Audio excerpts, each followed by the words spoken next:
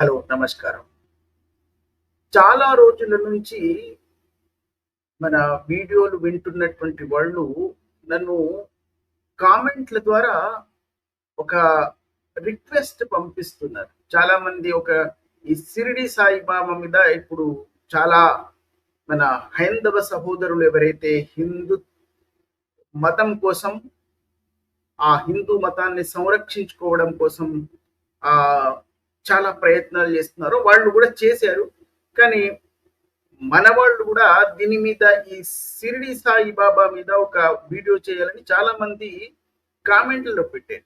నేను కూడా ఇది చెయ్యాలా వద్దా అని చాలా రోజుల నుంచి ఆలోచిస్తున్నప్పటికీ, ఎందుకంటే నిజాన్ని నిర్భయంగా చెప్పడం మన యొక్క లక్ష్యం గనుక, అది ఎవరికి సంబంధించిందైనా, అది ఎవరు ఏమనుకున్నా దానికి, ఎందుకంటే కోటాను కోట్ల మంది విశ్వాసులున్న ఇస్లాం పైనే మనం వాస్తవాలను ప్రపంచం ముందు ఉంచడానికి ధైర్యం చూపిస్తున్నటువంటి వాళ్ళం కనుక షిరిడి సాయిబాబాకు భక్తులు ఉండవచ్చు, ఆరాధించే వాళ్ళు ఉండవచ్చు, చాలా మంది ఉండవచ్చు.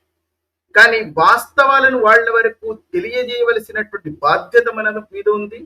పైగా ఇది భారతదేశంలో ఈ హైందవ సంస్కృతిని ఎలాగైనా సరే విచ్ఛిన్నం చేయాలని, ఆ హైందవ సంస్కృతిని మొత్తం భారతదేశం నుంచి తుడిచివేయాలని కంకణం కట్టుకున్న కొన్ని అదృశ్య శక్తులు ఇలాంటి వాటిని సృష్టించి జనాల యొక్క, ప్రత్యేకంగా హైందవ సమూహం యొక్క ఆ దృష్టిని మళ్లించి వాళ్లను అటువైపు నుంచి లాగడానికి చాలా ప్రయత్నాలు చేశారు.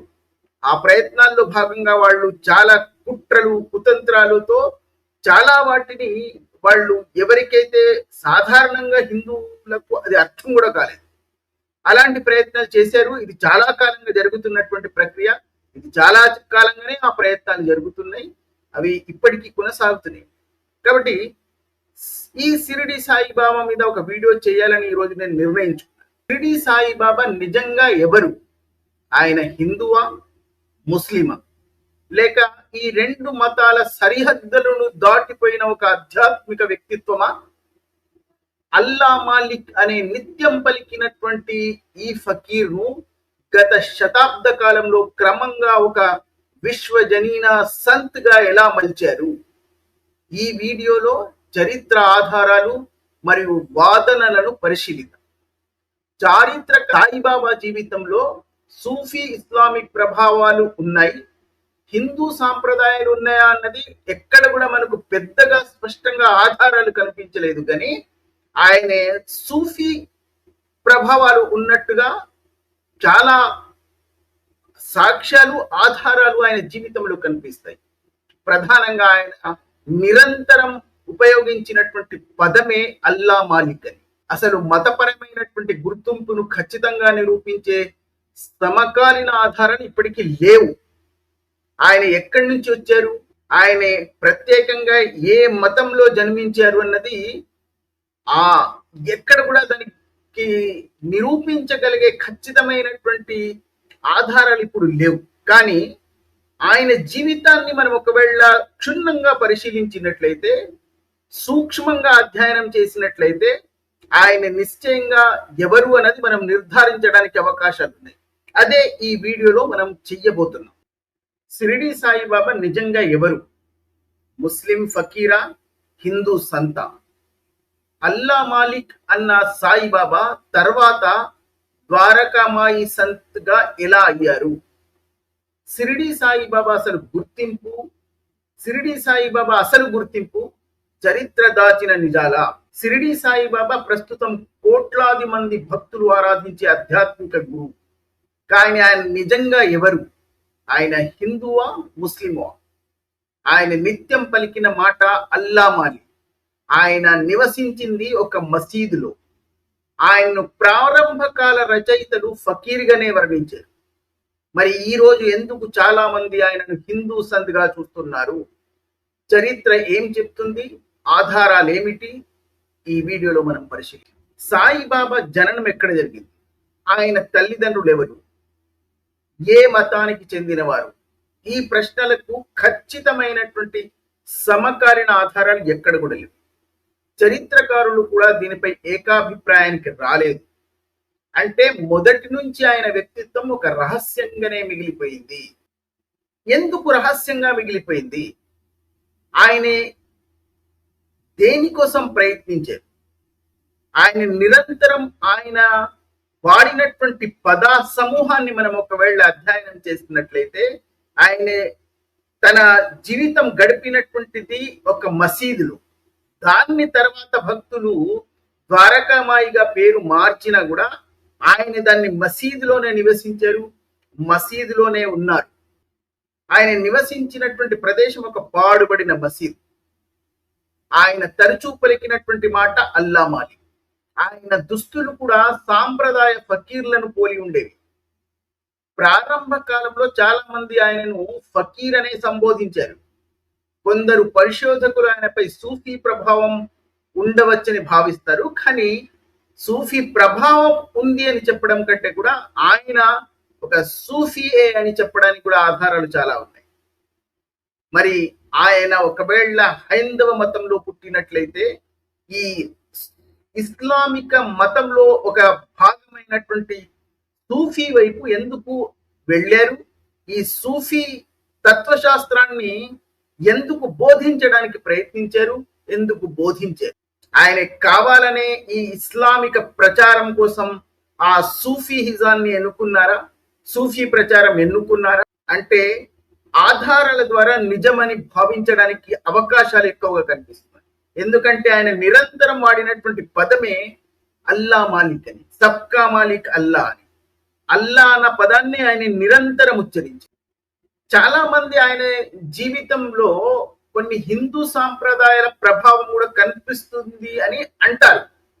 కానీ అది ప్రారంభ దశలో ఎక్కడ కూడా మనకు అన్వేషించినట్లయితే, పరిశోధించినట్లయితే ప్రారంభ దశలో ఆయన జీవితంలో ఎక్కడ కూడా అది కనిపించదు. కానీ తర్వాత ఆయన చనిపోయిన తర్వాత జరిగిన ప్రచారంలో అవి కనిపిస్తాయి. ధుని, ఈ ఊది పంచడం అన్నది చాలా మంది హైందవ సంప్రదాయం అనుకుంటారు. కానీ ఆ ఊది అన్నది సూఫీ. ఇప్పుడు ఈ మొహర్రం పండుగ ఈ కాలంలో వస్తుంది కనుక చాలా మంది బహుశా గ్రామాల్లో ఈ పీరిల పండుగ అప్పుడు ఈ ఊది పంచుతుంటారు. పీరిల దగ్గర ఆ ఊదు అందులో వేసేసి ఏదో చదివేసి ఆ ఊదిని పంచుతూ ఉంటారు. అది సూఫీల సాంప్రదాయం, అది హైందవ సాంప్రదాయం కాదు. ఇప్పుడు ఈ మొహర్రంలో ఉన్నటువంటి పీరీలను ఈ విధంగా ఎందుకు అలంకరించారో తెలుసా మీకు? దీని వెనకాల ఎంత పెద్ద కుట్ర ఉందో తెలుసా? ఎందుకంటే హిందూ దేవాలయాల్లో మీరు చూడండి, విగ్రహాలను ఇలాగే అలంకరిస్తారు. వజ్ర వైఢూర్యాలతో, వస్త్రాలతో అలంకరించి పెడతారు. హిందువులను మభ్యపెట్టడానికి ఇది కూడా మీ దేవాలయం లాంటిదే అని వాళ్ళను మభ్యపెట్టి వాళ్ళ వైపుకు ఆకర్షించుకోవడానికి వాళ్ళు వేసినటువంటి పథకం అది. నిజం చెప్పాలంటే ఇస్లాం వీటిని వ్యతిరేకిస్తుంది, దీన్ని నిషేధిస్తుంది. విగ్రహారాధనను కానీ అలాంటి రూపంలో దేన్నైనా ఆరాధించడానికి ఇస్లాం చాలా కఠినంగా నిషేధిస్తుంది. కానీ వీళ్ళెందుకు ఈ ముఖ్యంగా ఈ సూఫీ తత్వంలో నుంచి పుట్టిన పద్ధతులేవి వీళ్ళెందుకు అవలంబించారు? ఇది ప్రత్యేకంగా భారతదేశంలో అంటే ఇక్కడ ఉన్నటువంటి హిందువులను చాలా సులభంగా వలలో వేసుకోవడానికి, వాళ్లను బుట్టలో వేసుకోవడానికి, వాళ్లను దోచుకోవడానికి వాళ్ళు వేసినటువంటి పథకమే ఈ సూఫీలు. వాళ్ళ తత్వశాస్త్రం నుంచి వచ్చినటువంటి ఈ చర్యలు, ఈ ప్రక్రియలు, ఇవన్నీ హిందువులకు అర్థం కాకుండా ఉండడం అన్నది నిజంగా శోచనీయం. వాళ్ళు ఈ విధంగానే ఇలాంటి పీరీలను అలంకరించినప్పుడు వీళ్ళు విగ్రహాలను అలంకరించినట్టుగానే ఉంటుంది అని వాళ్ళు దేవాలయానికి వెళ్ళినట్టే ఇక్కడికి వెళ్తూ ఉంటారు, సమర్పించుకుంటూ ఉంటారు. వాళ్ళ పథకం కూడా అదే. వీళ్ళను ఎన్ని రకాలుగా ఎవరిని ఎలా దోచుకోవాలో ఇస్లాం దగ్గరే నేర్చుకోవాలి ప్రపంచం. వాళ్ళకి తెలిసినంతగా ఎవ్వరికీ తెలియదు. మరి ఇస్లాం ఇంత దారుణంగా నిషేధించినటువంటి ఈ ప్రక్రియను అదే ఇస్లామిక ప్రచారకులు భారతదేశంలో ఈ సూఫీల చేత చేయబడుతున్నటువంటి ఈ చర్యలను ఎందుకు ఖండించడం లేదు? ఎందుకు కఠినంగా వాళ్ళను నిరోధించడం లేదు? ఎందుకంటే వాళ్ళు కూడా ఒక పద్ధతిలో దోచుకుంటున్నారు, మన వాళ్ళు వేరే విధంగా దోచుకుంటున్నారు అని వాళ్ళు దాన్ని చూసి చూడనట్టు వెళ్ళిపోతున్నారు. ఇదే ఈ సాయిబాబా కూడా ఈ సూఫీ తత్వాన్ని ప్రచారం చేసి ఈ భారతదేశంలోకి తను ఒక తాత్విక చింతకుడిగా, తను ఒక సంత్గా ప్రచారం తర్వాత జరిగింది. ఆయన సాయిబాబా చేయలేదు. తను ఒక హైందవ సంప్రదాయానికి చెందిన సంత్ అని ఆయన ఎప్పుడు కూడా చెప్పుకోలేదు. ఆయన ఫకీర్ గానే ఉన్నాడు. ఆయన ఫకీర్, సూఫీ ఫకీర్ గానే ఆయన తన జీవితాన్ని గడిపాడు.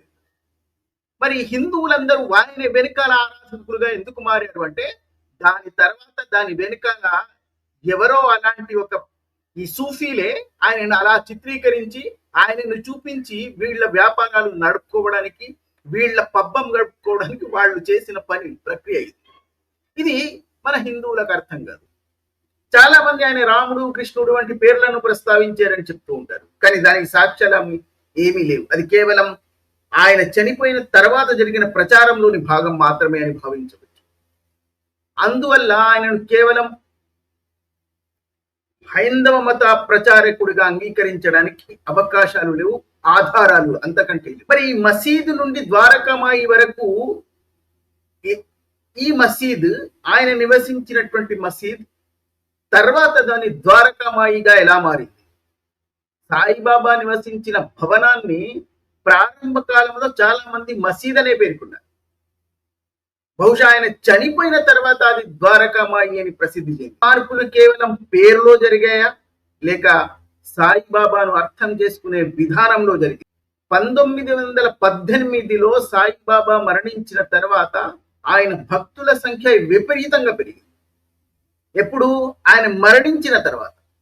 కాలక్రమేణా ఆయనను హిందూ ముస్లిం ఐక్యతకు ప్రతీకగా చూపించడానికి కూడా చాలా మంది ప్రయత్నించారు. అది చాలా సఫలమైందని కూడా చెప్పాలి. ఆ పథకం, పుస్తకాలు, సినిమాలు, సీరియల్స్ కూడా అదే దృక్పథాన్ని బలపరిచాయి. దీనివల్ల ప్రారంభ కాలంలో కనిపించే ఫకీర్ రూపం కంటే సర్వమత గురువు రూపంలో ఎక్కువగా ప్రజల్లో స్థిరపడింది. ఇది ఒక గూఢాలోచనల భాగంగా కావాలని ఒక పద్ధతి ప్రకారం ఈ వ్యక్తిత్వాన్ని అలా మార్చి ప్రచారం చేశారనడానికి ఆ రుజువులు ఎక్కువగా కనిపిస్తాయి. చరిత్ర మనకు చెప్పేది ఏమిటి? సాయిబాబా జీవితంలో ఇస్లామిక్ సూఫీ ప్రభావాలే ఉన్నాయి. హిందూ సాంప్రదాయాలు మీకు ఎక్కడ కూడా ఆయన జీవితంలో కనిపించదు. కానీ ఆయన అసలు మతపరమైన గుర్తింపును ఖచ్చితంగా నిరూపించే ఆధారాలు ఇప్పుడు లేకపోయినప్పటికీ, ఆయన పుట్టింది, జననం, తల్లిదండ్రుల వివరాలు కానీ తెలియకపోవచ్చు. కానీ ఆయన యొక్క ప్రవర్తన, ఆయన తన జీవితంలో పాటించినటువంటి పద సమూహం ఒకవేళ పరిశీలించితే నిశ్చయంగా ఆయన కూడా ఇస్లామిక సాంప్రదాయానికి చెందిన, సూఫీ వర్గానికి చెందిన ఒక వ్యక్తిగానే మనం భావించడానికి అవకాశాలు ఎక్కువ ఉన్నాయి. ఆయన సూఫీ ఫకీర్ గానే ప్రారంభ కాలంలో అందరూ అతన్ని సూఫీ ఫకీర్ అనే సంబోధించేవారు, అలాగే పిలిచేవారు. ఆయన అలాగే నివసించేవారు.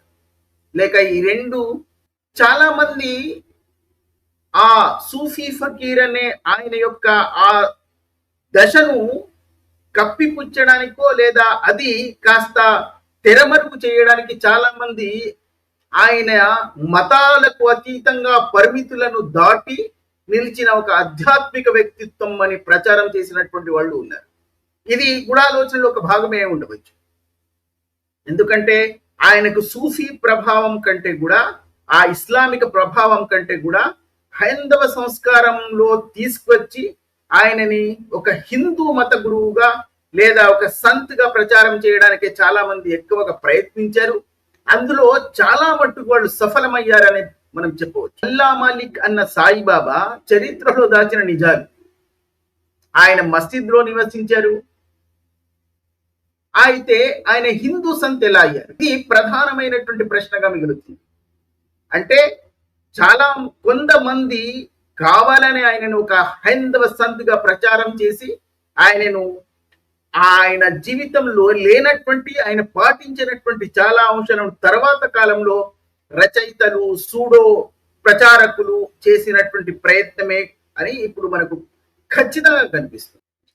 కాబట్టి ఆయన ఇంకొకటి, ఇస్లాంలో సూఫీయిజం నిజంగా చెప్పాలంటే ఇస్లాం సూఫీయిజాన్ని అంగీకరించదు.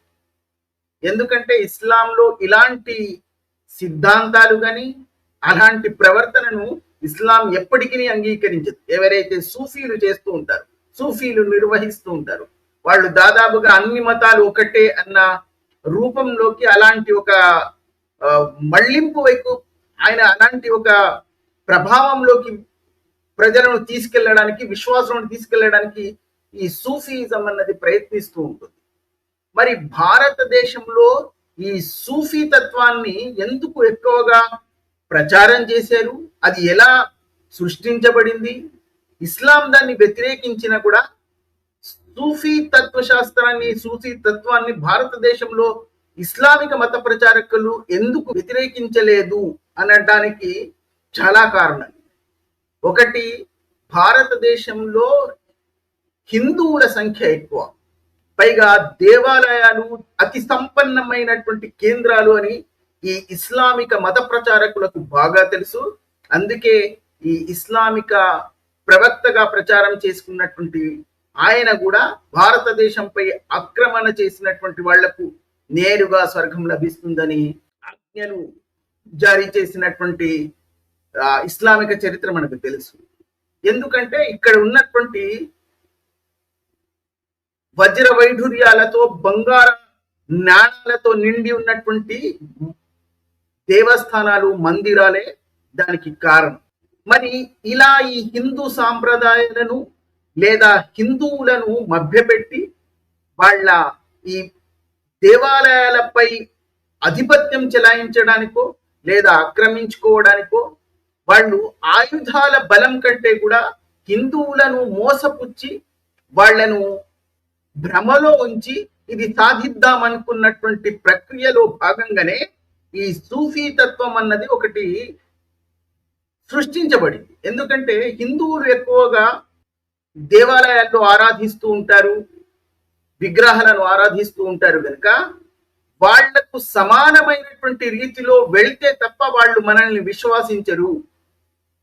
ఒకవేళ మనం విగ్రహాలకు గాని వ్యతిరేకమని ఇస్లాం బోధించినట్టు మనం అలాగే వెళ్ళినట్లయితే వాళ్ళు ఎన్నటికీ మనల్ని అంగీకరించరు, మనల్ని దగ్గరికి రానివ్వరని ఇస్లామిక మత ప్రచారకులకు బాగా అర్థమైంది కనుక మనం వాళ్ళ దారిలోనే వెళ్ళి వాళ్ళను వలలు వేసి వాళ్ళ సాంప్రదాయాలను, వాళ్ళ దేవాలయాల ఆస్తులను దోచుకుందామనే ఒక గూఢాలోచనలతోనే ఈ సూఫీ తత్వం అన్నది ఒకటి సృష్టించుకున్నారు. అందుకే వాళ్ళు ఈ ఇస్లామిక తత్వశాస్త్రం వాళ్లకు వ్యతిరేకించినా, దాన్ని అంగీకరించకపోయినా కూడా ఇస్లామిక మత ప్రచారకులు సూఫీజాన్ని ఇక్కడ వ్యతిరేకించలేదు భారతదేశంలో. ఎందుకంటే వాళ్ళు కూడా ఇక్కడ ఉన్నటువంటి హిందువులను మభ్యపెట్టి దోచుకోవాలనుకున్నటువంటి వాళ్లే గనక వీళ్ళు వేరే దారిలో వెళ్తున్నారు గనక వాళ్ళ లక్ష్యం కూడా అదే గనక వాళ్ళు దాన్ని వ్యతిరేకించలేదు.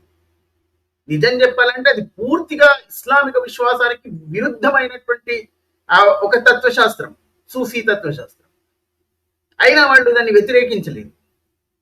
ఇప్పుడు మీరు ఒకవేళ గమనించినట్లయితే చాలా పెద్ద పెద్ద దేవాలయాలు ఏదైతే మన పర్వత శ్రేణులపై ఉన్నాయో వాటిని చాలా మంది భక్తులు దర్శించుకోవడానికి వస్తారని, వాళ్ళందరినీ దోచుకోవడానికే ఈ దేవాలయాల కింది భాగంలో ప్రతి దేవాలయం దగ్గర, బహుశా దాదాపుగా అన్ని దేవాలయాల దగ్గర మీకు ఈ మజార్లు, ఈ సూఫీల యొక్క చిహ్నాలు కనిపిస్తాయి. దానికి నేను ఉదాహరణలు చెప్పే అవసరం లేదని భావిస్తున్నాను. ఎందుకంటే ఉదాహరణగా చెప్పాలంటే మీరు ఇప్పుడు విజయవాడలో కనకదుర్గ ఆలయం ఏదైతే ఉందో దాని కింద ప్రవేశ ద్వారం దగ్గరనే మీకు దర్గా కనిపిస్తుంది. ఇలా అయ్యప్ప స్వామి యొక్క దేవాలయానికి దర్శనానికి వెళ్ళినటువంటి వాళ్ళు కూడా, బహుశా నేను ఎప్పుడు వెళ్ళలేదు కానీ అక్కడ కూడా ఒక ఈ సమాధి ఉందని, అక్కడ కూడా వాళ్ళు ఇది దర్శించుకుని అక్కడికి వెళ్తారని చెప్తారు. అంటే ప్రతిదీ వీళ్ళు ఒక గూఢాలోచన భాగంగానే సృష్టించారు. ఎలాగైనా సరే హైందవ మతాన్ని వాళ్ళు ఆక్రమించుకోవాలి, హిందువులను మభ్యపెట్టాలి, వాళ్లపై వలలు విసిరాలి, వాళ్లను ఆ విధంగా వాళ్ళ దారిలో వెళ్ళి వాళ్ళను దోచుకోవాలి. ఇది ఈ సూఫీ తత్వశాస్త్రం యొక్క లక్ష్యము, దాని ఉద్దేశము. మరి ఈ సూఫీ లక్ష్యాన్నే ఇచ్చినటువంటి సాయిబాబా ఎలా హైందవ సంత్ గా మారారు, ఎవరు ఈయనని హైందవ సంత్ గా మార్చారు, ఎందుకు ఆ ప్రయత్నాలు చేశారు, ఎందుకు ఆ ప్రయత్నాల్లో వాళ్ళు చాలా మట్టుకు సఫలమయ్యారు. ఈ మధ్య కాలంలో చాలా మంది దాన్ని మన హైందవ సహోదరులు హిందూ సంస్కృతిని కాపాడుకోవాలని రంగంలోకి వచ్చినటువంటి వాళ్ళు చాలా మంది ఇప్పుడు ఈ సాయిబాబా యొక్క అసలు రూపాన్ని, రహస్యాన్ని బయట పెడుతున్నారు. కానీ చాలా కాలం వరకు ఈ యుగమే మొత్తం అలా కొనసాగింది. అందుకే ఇప్పుడు ఈ సాయిబాబా యొక్క యుగంగానే మారిపోయింది. హిందువుల్లో సగానికి పైగా మంది సాయిబాబా భక్తులుగా మారారు. ఇది పెద్ద గూఢాలోచన అనేది మనకు ఆ జీవిత చరిత్ర అధ్యయనం చేస్తే అర్థమవుతుంది. ఇప్పుడైనా కనీసం మీకు అర్థమైందేమో నాకు తెలియదు. మీ అభిప్రాయాలను మీరు ఈ వీడియో యొక్క కామెంట్ల ద్వారా తెలియజేయండి. ఒకవేళ సాయిబాబా భక్తులను నేనేమైనా వాళ్ళను దెబ్బెత్తినే విధంగా మాట్లాడానని వాళ్ళు భావిస్తే నేనేమి చేయలేను.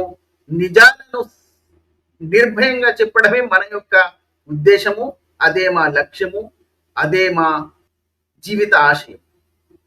కాబట్టి ఎవరు ఏ విషయం చెప్పినా కూడా కొందరికి అది మనోభావాలపై ప్రభావం చూపిస్తుందని తెలుసు. అలా అని మనం నోరు మూసుకొని మన స్వరాన్ని మనలోనే దాచుకుని నిలిచిపోయే ఉద్దేశము లేదు, అలాంటి వ్యక్తిత్వము లేదు. అందుకే ఎవరు ఏమనుకున్నా కూడా వాస్తవాలను, నిజాలను నిర్భయంగా ప్రపంచం ముందు ఉంచడమే మా యొక్క లక్ష్యం.